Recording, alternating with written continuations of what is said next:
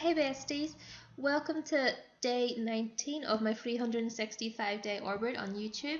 This is part 18 of our 30-part series on making your handmade product line. Okay, so let's pick up besties from MailChimp, okay? So we did the account setup last time.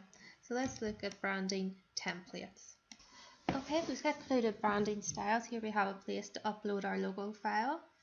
Okay, headline example will be shown here, and a place to put our standard colors that are our brand colors, and to pick typefaces for headlines and paragraph text.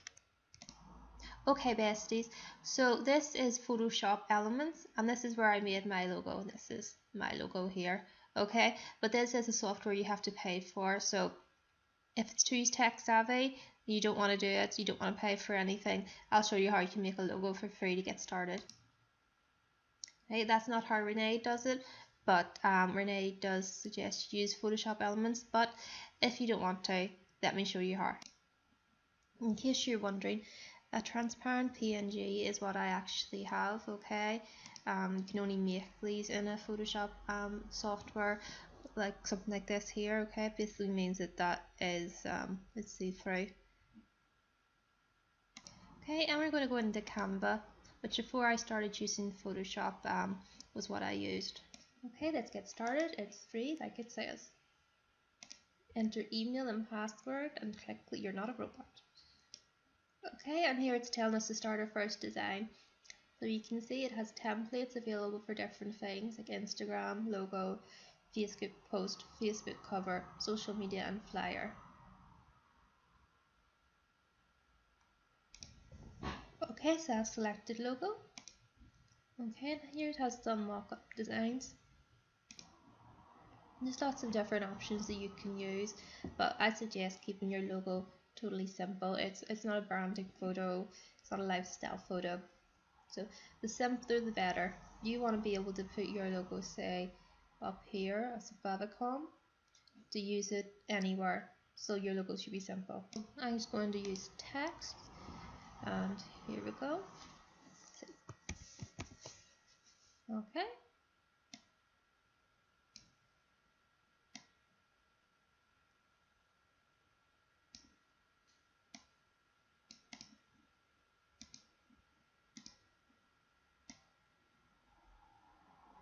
Here we go. You see you've got some helpful guides that tells where we're just in the middle.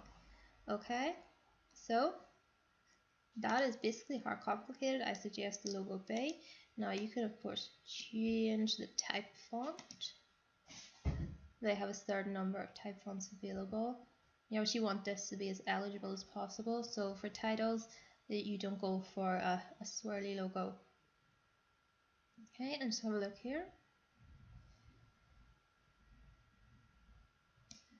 Okay, so after you've looked through and had a look at some classic fonts, then we'll save this. Okay, and another feature, turns out they don't have my font, but you can upload fonts if you already have a font. Okay, so that's not free, so we'll just choose a similar font. Another tip for you, if you're not really artistically minded, just look up popular fonts for branding.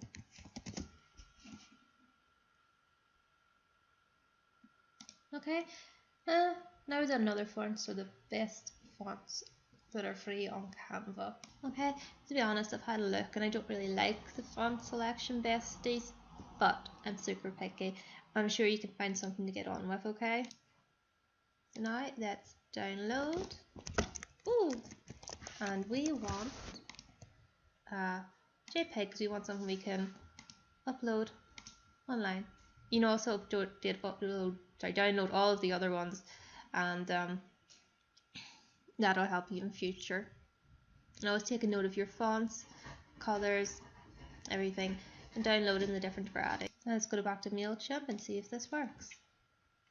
Okay, so we found that in our downloads, we've grabbed that, and let's see what it says. Okay, it's not bad. It's a little small compared to my logo, but my logo, okay, not too bad. Okay, and here it shows us how it'll look on a headline. This is where you choose your colors. And here you choose your typography, which if you like your font, you want to match to what you've chosen. Okay, we can see here that MailChimp has a lot fewer options. Let's just stick to classic for now. Arial, it's a popular font. Save and return. Okay, and there we go. And now we'll be ready to start making our first email in a future episode. Okay, besties, I hope that was helpful. Now don't forget you can follow along at www.joreilly-formula. I'll see you tomorrow.